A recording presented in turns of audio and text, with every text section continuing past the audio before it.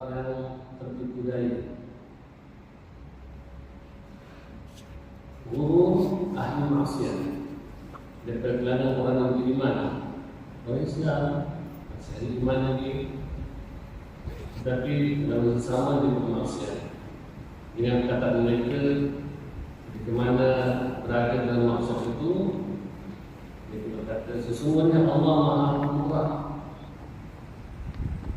dan kita mengharapkan ampunannya, dan dengan mereka terhadap harapan itu, sedangkan mereka mensisihkan daripada melakukan amal kebaikan serta berusaha mengelakkannya. Kadang demikian yang menamakan angan-angan budaya itu sebagai sebuah harapan. Buat maksiat, tetapi dalam sama dia kata Allah itu Maha Pengampun. Pengampunan Allah Ta'ala itu lebih luas daripada Allah. Lepas tu kita pada lagi kita jahat kita pun kita dengan Allah kena ikut antara perkataan dan tipu tu. Dan kita ni pun buat maksiat tak solat ni pun itu pun semuanya kena Allah. Semua salah Allah, salah Allah. Perbuatan menyandarkan, menisbatkan maksiat yang mungkar itu kepada Allah Ta'ala, itu perbuatan haram dan biadab. Perbuatan haram dan biadab. Hakikatnya memang daripada Allah Ta'ala. Ini bicaranya dalam hadis ini kita baik kepada Allah. Kullu minillah, kata Muhammad, setiap sesuatu itu daripada Allah. Sama dengan kata buruk. Tetapi kalau orang seorang berkata di luar sana, bukan dengan ilmu, hakikatnya semua dalam Allah Ta'ala, dan kalau sama terus melakukan maksiat dan kemungkaran, maka itu adalah perbuatan haram yang berada. Bila mengatakan maksiat dan itu kepada Allah. Jadi termasuk satu orang yang budaya. Pernahlah saya tonton satu tayangan di TV dari balik dari Yaman tahun 2007. Tengok satu rancangan dulu Jejak Rasul namanya. Jejak Rasul dengan saudara China punya mencari. Lepasnya Jejak Rasul dia pergi kejar Aulia lah, Sufi. Ada tiba di Mesir macam tiga-tiga ni. Kan Jejak Rasul tu sekarang dalam Ramadan kan, tentang dia puasa tu macam langsung. Itu ada tentang syuhada yang itulah. Jadi tiga-tiga dalam tempat sejarah di Mesir. Jadi di Mesir ni dia meramal dengan seorang perempuan Mesir. Perempuan ni kerjanya sebagai penyanyi edit di atas ferry. Sebenarnya itu ada ferry. Perempuan orang dalam family ada yang cari lah makan situ. Jadi dalam ferry ni dia punya satu stop malam-malam ada untuk orang punya happy lah. Tortan dan lepak-lepak itu nanti ada lah orang pilih kan. Itu semangat sikit, dia tak muda sekejap orang tu. Jadi ada tanya orang cara bertanya, bukankah puan orang Islam, Muslimah, dan tahu kalau puan buat kerja seperti ini perbuatan yang haram dan menyalahi kita sebagai seorang Muslimah. Maka perempuan pun jawab, kata, saya tahu benda itu salah dari segi syarak, tapi dalam sesama saya tahu Allah Maha Pengampun. Saya pasti yakin Allah mengampuni saya. Dan itu termasuk umrah tu. Dan cerita tempat ni. Umrah ini budayanya. Jadi, tetapi Allah SWT tidak akan mengontrol manusia yang akan diterima secara zahir, tapi secara batin dia cakap macam apa contoh tauhid, nampak macam ada Islamia dia ni. tetapi hati itu tidak. Ya, hati itu belum. Hanya sekadar dapat diri. Akan tetapi Nabi Sallallahu Alaihi Wasallam meningkatkan perkara tersebut. Yang sabda Nabi Sallallahu Alaihi Wasallam, "Al-kisu man dana nafsahu wa amil ma ba'da al-maut, wal ahmaq man akhta'a nafsahu hawaha tamanna 'ala Allah." Orang bijak adalah orang yang menundukkan nafsunya dan beramal untuk hari setelah mati. Sedangkan orang bodoh, orang yang ahmak, orang yang bodoh pula adalah orang yang mengikuti nafsunya dan berharap kepada Allah tanpa usaha. Dia nak masuk surga, amalnya tidak. Dia mau ampunan tapi taubatnya tidak. Maka itu termasuk pada apa? Orang yang ahmak, orang yang bodoh dulu tidak memahami hakikat syariat sebenarnya. Seterusnya berharap kepada Allah Ta'ala dalam keadaan seperti itu membuka peluang kepada syaitan mengubah istilahnya dengan menamakan wajah. Wajah ini berharap, letakkan harapan dan Allah ampunkannya, Allah masukkan surga. Tapi dalam masa yang sama dia tidak ada usaha untuk beramal soleh dan juga tidak berusaha untuk bertobat menyesal sepenuhnya. Dia berharap kepada Allah dalam seperti itu membuka peluang kepada syaitan mengubah istilahnya dengan menamakan wajah. Berharap sehingga dia memperdaya dan dengan penamaan itu terhadap orang-orang jahil. Hasan telah bertanya kepada dia, ada satu golongan yang mengatakan bahawa kami mengharapkan Allah, sedangkan mereka lalai daripada melakukan amal kewajiban. Lalu dia menjawab, mustahil. Sungguh mustahil. Itu adalah anak mereka yang berharap seperti itu. Sedangkan orang siapa berharap kepada sesuatu akan terus berusaha mendapatkannya, dan orang siapa yang takut kepada sesuatu akan segera guna mencapai-nya. Dan seluruh mereka itulah orang yang menyatakan bahawa agama adalah semata beraksi sesama makhluk tanpa memandangnya sebagai sebuah ibadat dan kewajiban syar'i yang telah dibawa datang oleh Allah dan Rasulnya, serta berusaha menjauhi dan perkara yang haram dan mungkar. Kedua, guru orang yang tekun terhadap ilmu syar'i dan akal. Tipu daya orang yang tekun terhadap ilmu, tak ada tipu daya pun begitu juga. Mereka mendalami sungguh-sungguh dan bersibuk-sibuk sehingga mereka lalai dan mengikuti amal zahir, memelihara dan terjebak pada maksiat dan menaikkan ketaatan. Belajar Masya Allah, cantik, bombing dan sebagainya, tetapi amalnya tidak, akhlaknya tidak. Ini pun bermasalah juga. Golongan ini terpedaya dengan ilmu mereka dan mereka mempunyai kedudukan martabat di sisi Allah. Dan Quran pun menyebutkan jamaah Allah dari amal minkum la yakunu berderajat, diangkat derajat.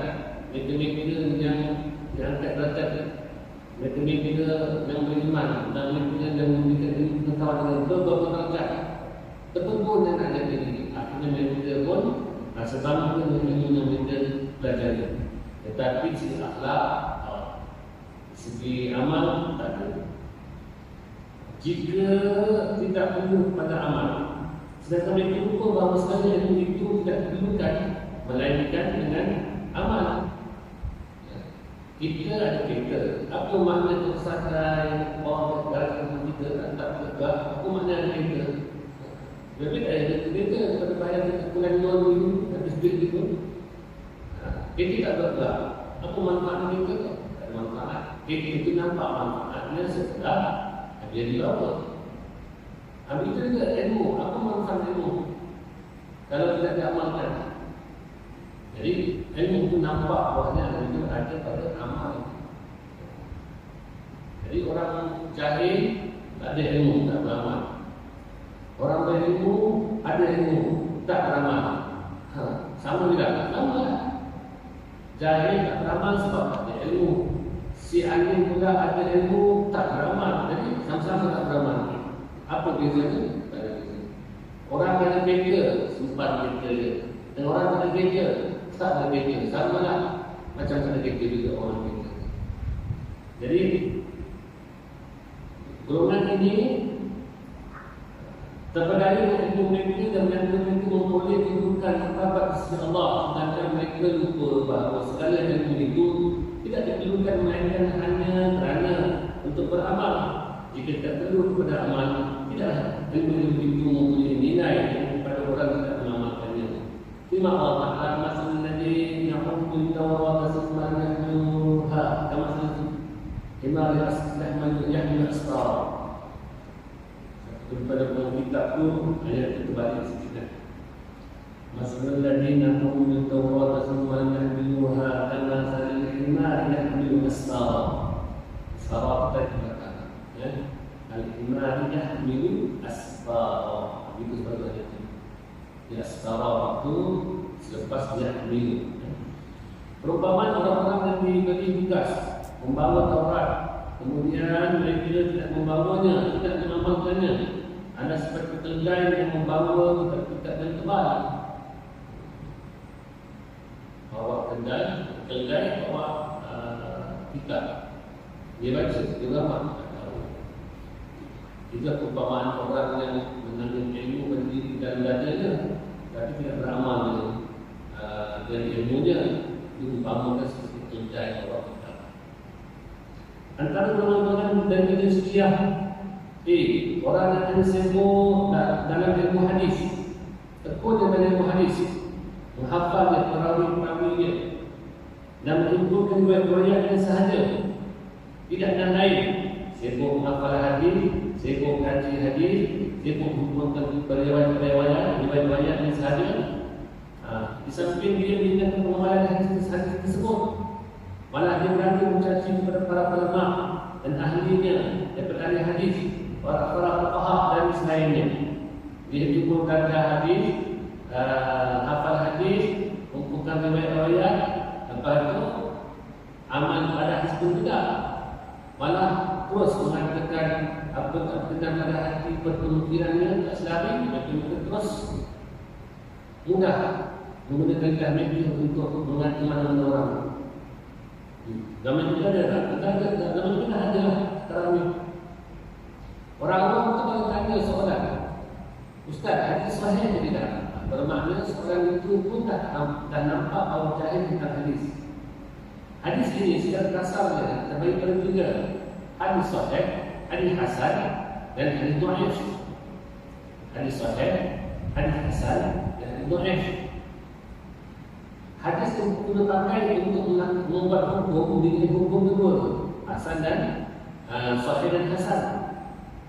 Adapun hadis dhaif ini masih lagi mempunyai manfaat dalam urusan perkara-perkara tabligh, memberi motivasi, memberi ancaman.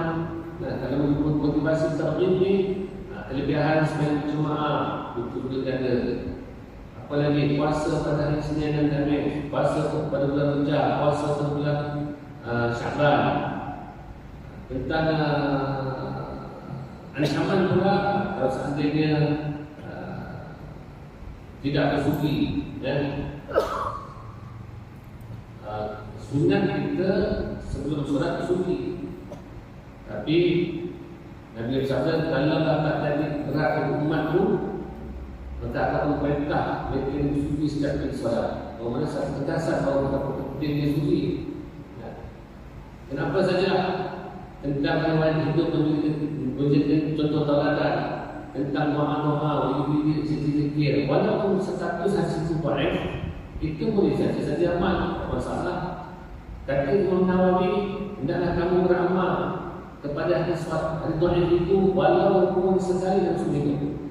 Kenapa? Kerana ianya masih dari perkataan Nabi. Kenapa disebut dhaif? Dhaif itu masalah perawi yang meriwayatkan hadis. Dikarenakan ada ciri-ciri kelemahan pada hafazannya, pada ceritannya, ataupun pada akhlaknya. Contoh, dia minum tangan kiri, melewat hadis tapi dia minum tangan kiri. Kita ni dulu pun memang tangan kiri. Sebab apa? Tangan penuh dengan nasi macam ni, dah agak ini tangan kiri. Ada dari kita awal pun nampak biasa. Tapi orang meriwayatkan hadis tu, ubatan yang lain itu boleh menyebabkan dia bermaruah itu rendah. Jadi maruah itu rendah, maruahnya rendah, maka status hadis itu turun terkesan dengan perangai itu. Mungkin seorang itu dia pernah berbohong, tetapi orang yang berbohong itu adakah sepanjang hari berbohong terus? Tidak juga. Kita tahu anak kita seorang lebih kuat betul berbohong. Kalau cakap ni dia berbohong. Tapi kalau mana dia lapar, dia tanya, mak dah masak ke saya lapar ni? Aku tak masak. Kau tak kenyang kan? Kenyang kan? Mak lapar ni mak. Waktu lapar dia lapar betul tu. Saya tak bohong mak, saya lapar dia. Bohong ni, kau cacat mak ni. Aku memang betul lapar. Jadi orang yang walaupun dia berdusta, berbohong, tetapi bukan semua kerana dia berbohong.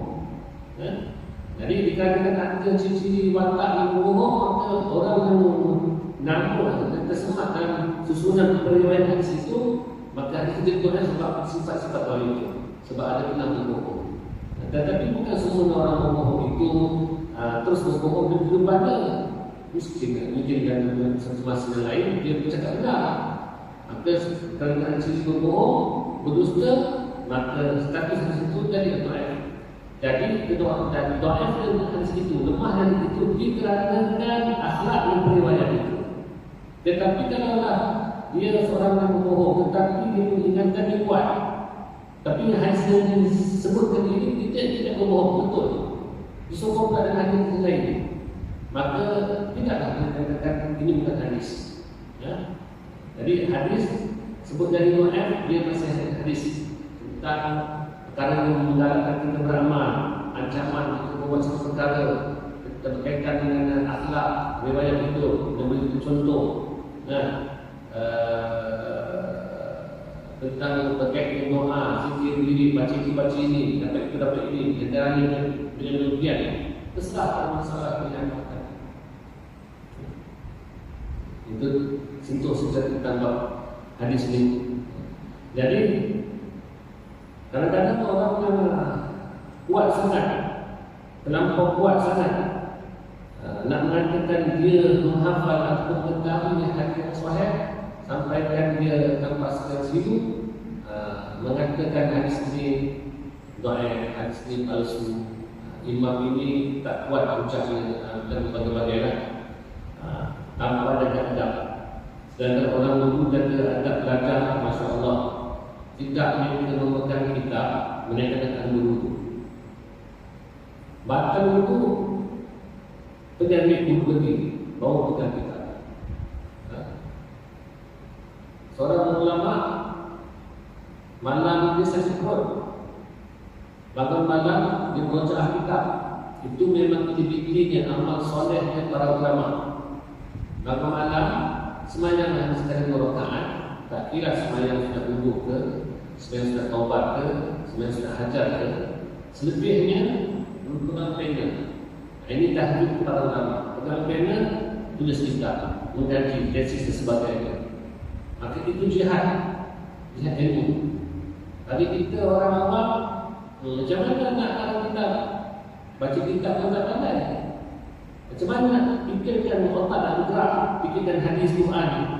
Quran pun mau ikut 5 tahun depan dah masuk 6. Hadis apa dia tidak hafal? Tak ada hadis kita hafal. Lagu cerita dulu pun kita lupa dah. Dalam maktab cerita, awal cerita dulu mesti okey lagi, masih pegang lagi, lagu tu. Tak ingat dah kita. Jadi apa yang boleh orang awam praktikan di malam hari itu? Maka bapalah malam solat tahajud, solat taubat, banyak zikir, banyak istighfar, tasbih, tahmid, takbir. Ada ulama ini dia pegang sebenarnya dia menggunakan setiap ilmu itu lebih baik daripada ibadat sepanjang malam. Itu kebenaran ulama. Jadi bangun malam tulis hadis, kaji hadis, betul-betul. Tetapi dalam hati ini tidaklah disibukkan melainkan nak menghujat orang. Itu termasuk orang ketipu juga. Sebab itu dalam menuntut ilmu bukan hanya sekadar pandai, bijaksana, memahami masalah, menghafal matan, menghafal hadis, menghafal Quran, menghafal kaidah-kaidah istilah sebagainya dan segala itu saja. Tetapi perlu berada di dalam pangkuan ribahan murabbi untuk didik rohani ini. Terapa? Ya, terapa. Jadi kalau sepanjang tempoh dia belajar tidak pernah duduk di bawah ribahan pangkuan tarbiyah rohani daripada gurunya, maka akan adakah seseorang yang zahirnya berilmu tapi batinnya kosong kepada sifat-sifat yang mulia. Maka ini dianggap sebagai apa? Bagi kedai mengikut kitab. Orang yang sebut dengan ilmu hadis, dan menyimpulkan hadis, dia macam-macam sahaja, tidak ada lain sampaikan dia mengingat pengamalan hadis tersebut. Kadang-kadang masuk bulan Rajab, belum bergerak. Dalam buku pun orang kita apa pun tak baca hadis pun belum sampai-sampai dengan dia.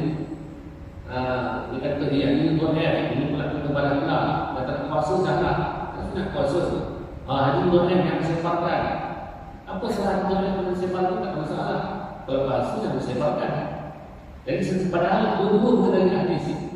Cuma seorang itu nak beramal dengan puasa sunat Rajab, puasa sunat Syaban. Hendak dia aktifkan puasa sejak Syaban. Dan ini pula pangkah lah. Pangkah. Ada dua tu puasa.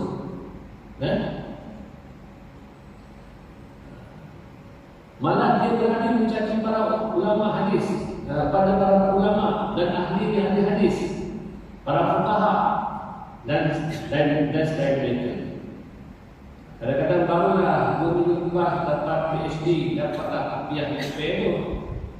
Jadi terus buat satu pernyataan bahawa komen habis tulisan kita Ihya Ulumuddin kita Imam Ghazali.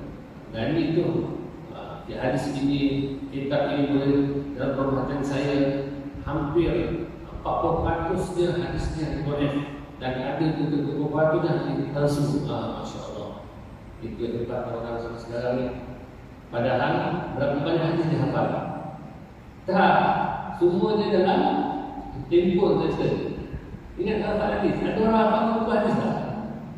Terus sekarang ya. Ada Nabi bersabda semua fakta ini.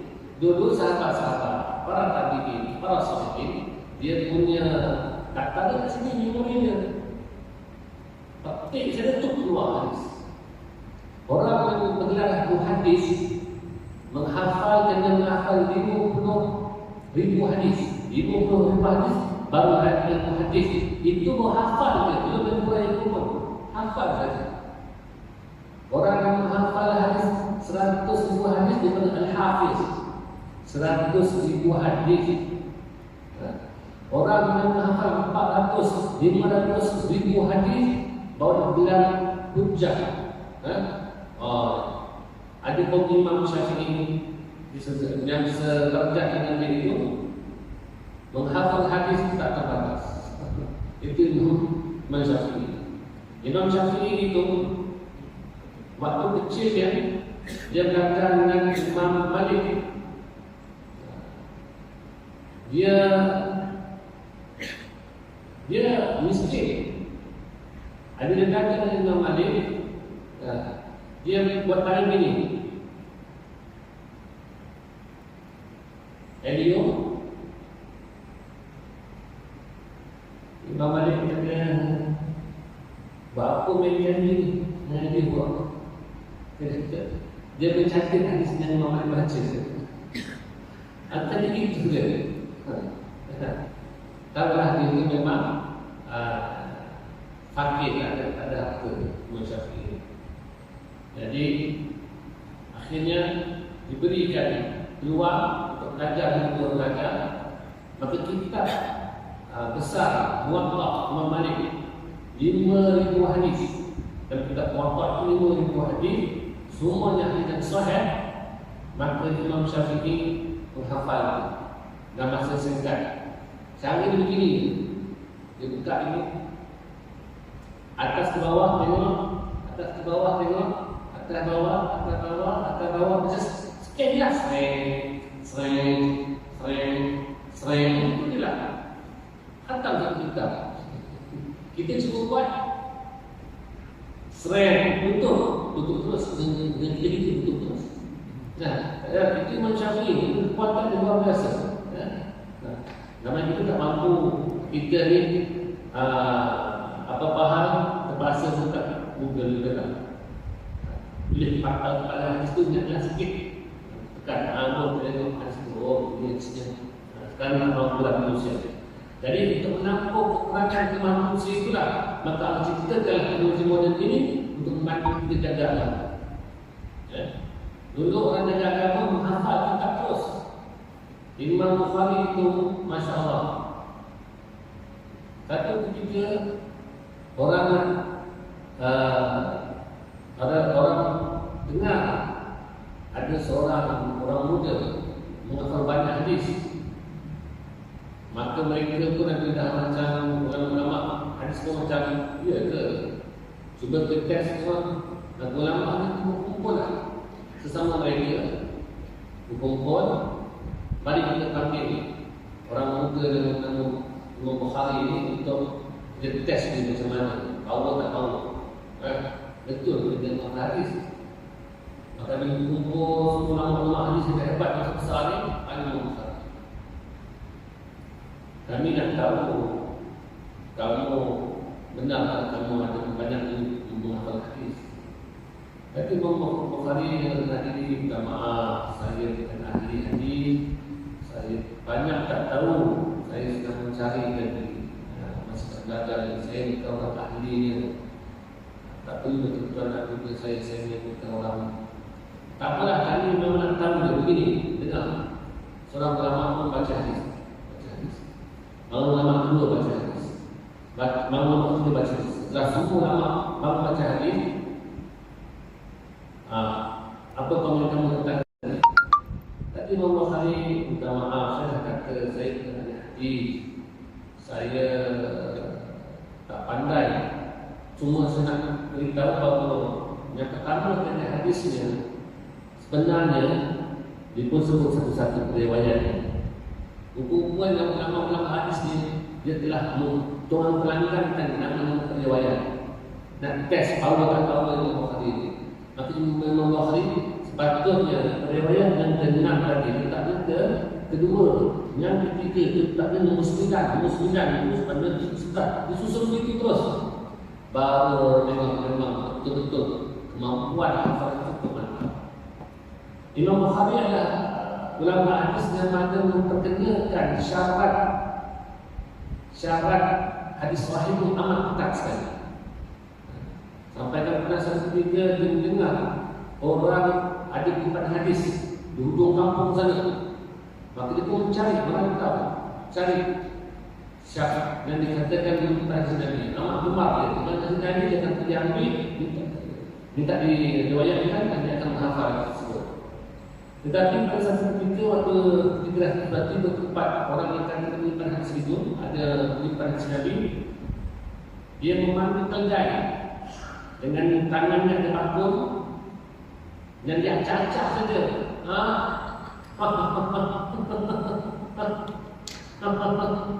Dia keldai pun berlari lah, berlari.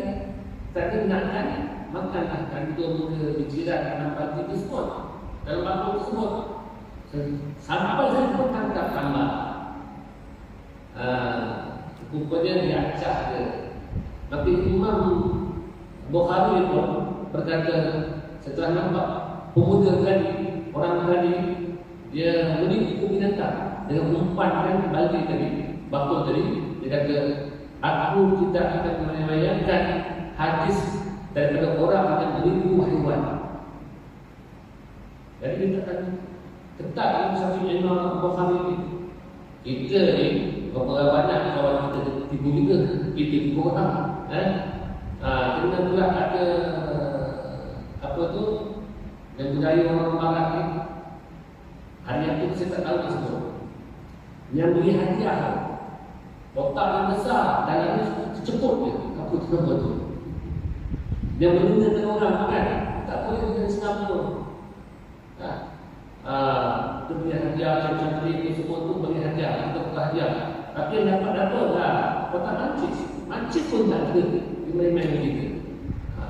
Itu kalau tak main itu yang tak layak yang dalam hadis ni.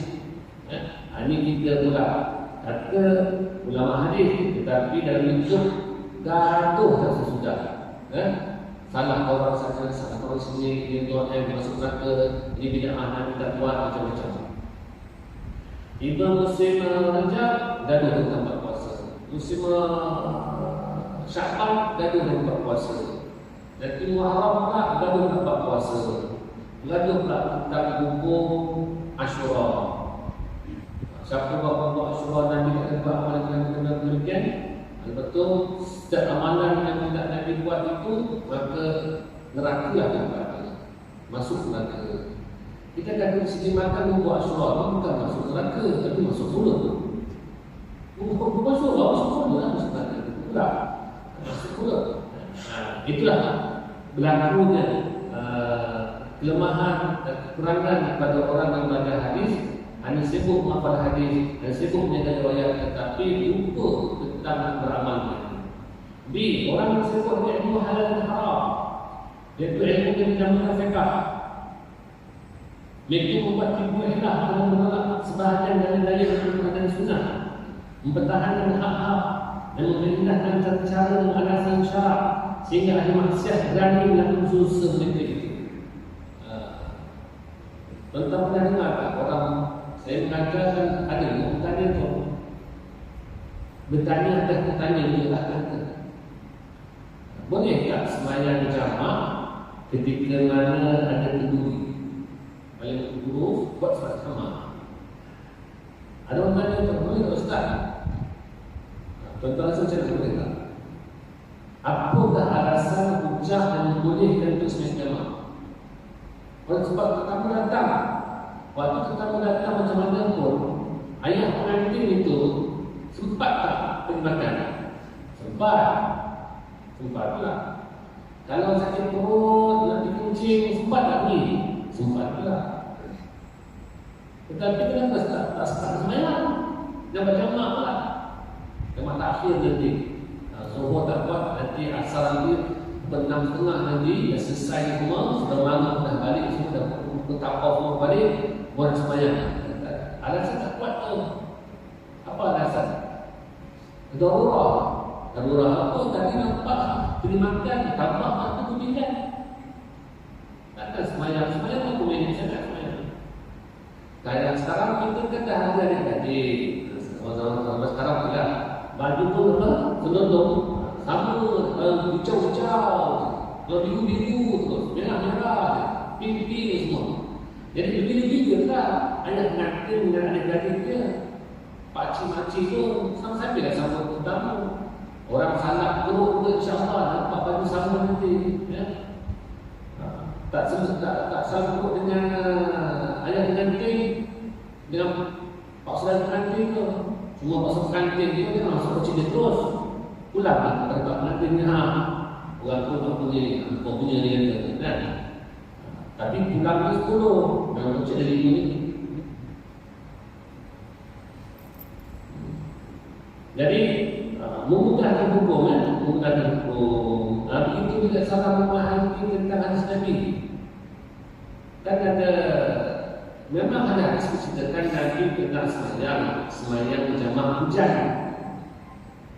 Sembahyang jamaah hujan ini perlu ada syarat-syaratnya. Contoh seperti hujan tengah turun, lepas tu buatnya di masjid, bukan di rumah, bukan di kedai. Kemudian kalau kita sembahyang zuhur, contohnya hujan turun, kalau kita balik nanti nak patah balik, asal tak payah. Kenapa? Perjalanan yang jauh, jalan yang becak, bukan macam zaman kita sekarang ni. Naik kereta, bagi hujan lagi, payung lagi, bawah garisnya, parking kereta pun bawah garis, jadi memang tak ada masalah. Tak ada terselut banjir, tak ada. Jalan pun tak cantik. Jadi syarat untuk mengatakan boleh buat jamaah hujan itu tiada, tak cukup syarat. Maka kalau kita sembahyang di masjid ini hujan tengah turun, maka sembahyang macam biasa, tak boleh buat jamaah. Tetapi kadang-kadang orang nak mudah-mudahkan, bila mana nak sembahyang asar, kita buat jamaah terus. Kita tinggalkan. Itu termasuk juga orang yang mengambil mudahlah bukan hukum fiqh ni. C. Dan orang yang paling tertipu dan terjadi itu adalah orang membawa mendakwa alim tentang Allah. Ini pula yang berarti makrifat hakikat ni. Kalau cakap ni akan lagi berbunyi. Nama-namanya, nama-nama Allah dan sifat-sifatnya sifat Allah, sedangkan pada masa yang sama mereka lalai beramal, menyindir perintah Allah dan batasan-batasannya, bahkan dia seolah lupa pada firman Allah Ta'ala, innama yakhshallaha min ibadihi ulama. Hanya sesungguhnya orang yang takut kepada Allah Azza wa Jalla dan kalangan hamba-Nya lah orang-orang alim. Dan keburukan orang terakhir ini adalah yang mengatakan iman itu di hati, padahal pada hakikatnya dia tidak memiliki sedikit iman, tapi iman yang tinggi ini dan diridai oleh Allah Ta'ala, sama ada dalam hatinya maupun di luar hatinya. Itu hakikat sebenarnya. Dia pandai menggunakan nama yang Allah kepada ulama. Ada semua orang takut kepada Allah dan kepada hamba-Nya, kepada orang-orang ulama, tetapi dia menyanyikan perintah Allah. Orang memang kata hakikat makrifat solat, sebab apa solat. Ya. Ada kata mengenai Allah Ta'ala, maka tuntutan solat yang gugur. Kenapa gugur? Sebab hakikat solat yang nanti itu dah solat daim. Maksud solat daim apa? Hati yang sudah mengenali dengan Allah dengan solat daim. Kita ini disuruh mengenali hati dan Allah bukan dalam solat saja, tetapi luar solat pun begitu juga, terus ketelinga Allah. Tapi mereka yang mengenal ahli makrifat, mereka beramal tidak, tetapi mereka menyanyikan mereka dekat Allah. Padahal itu terus orang yang gugur. Ketika guru orang yang menentukan ilmu dan amal, kemudian sebenarnya mereka sentiasa melaksanakan segala ketaatan yang zahir, meninggalkan maksiat, itu bagus saja. Namun mereka tidak perlu menjaga hati-hati mereka untuk melakukan segala kemusuhan dan kesyirikan hati di sisi Allah. Seperti takabur, bangga diri, hasad, menciptakan dan keburukan, menginginkan sesuatu yang buruk terhadap teman dan sebagainya. Keadaan yang seperti ini umpama seorang lelaki yang elok di rumahnya, tapi membiarkan sampah sarap di dalam rumah. Itu umpamanya. Luar rumah cantik, catnya, pagarnya bersih, tapi dalam rumah, oh Masya Allah. Buka ke rumah, wali juga ke rumah. Boleh. Pakai sampah atas meja, semua ada. Boleh telur, boleh bawa kamu, semua ada. Bila umpamaannya orang yang ada seperti cantik, emas, putih, lepak bajunya, sampan, tasbih dan tempat-tempat tadi, mata bercegah, berjanggut tadi, kain sufi dan dalam kucing, tetapi dalam hati itu penuh dengan hasad, dengki, iri, hati, otot, dendam, aran dan sebagainya semua. Itu termasuk orang yang tertipu juga, sibuk dengan ilmu, sibuk dengan amal, tetapi tidak berhubungan dengan hati. Sedangkan Allah melihat hati, Inna Allah yuhibbu suwatukum amwalikum walakin yuhibbu qulubukum a'malikum. Allah Subhanahu wa Ta'ala itu tidak melihat kepada rupa para sekalian wahai kekayaan kamu, sedih pandai kamu, tetapi dia melihat hati dan amal.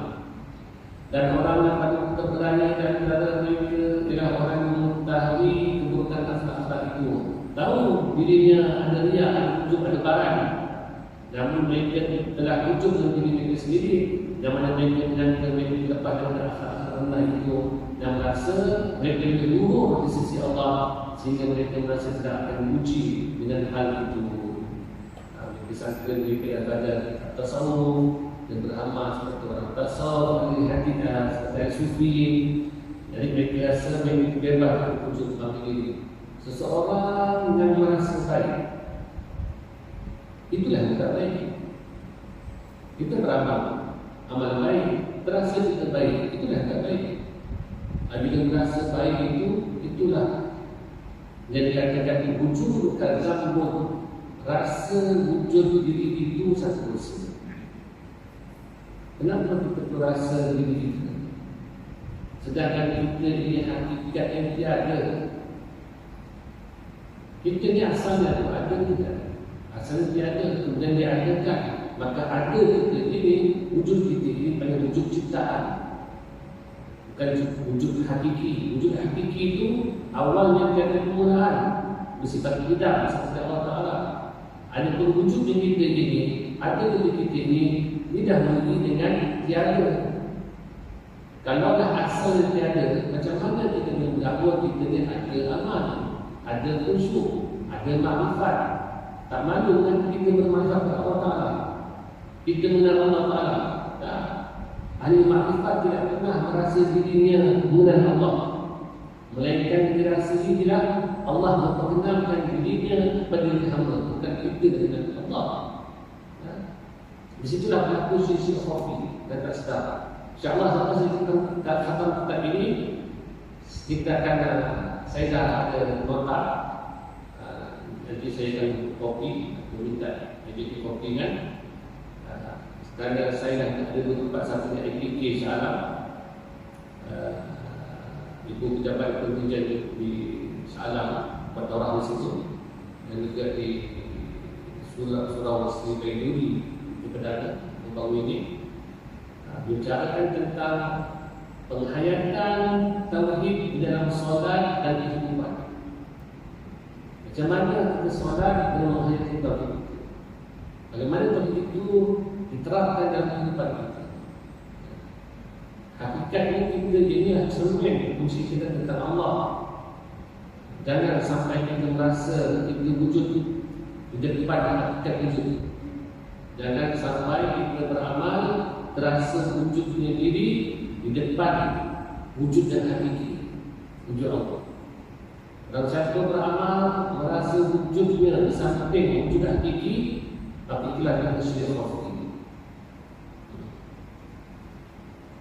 Tak khusyuk solat, tidak berusaha. Tetapi tidak berusaha untuk khusyuk dalam solat itu berusaha.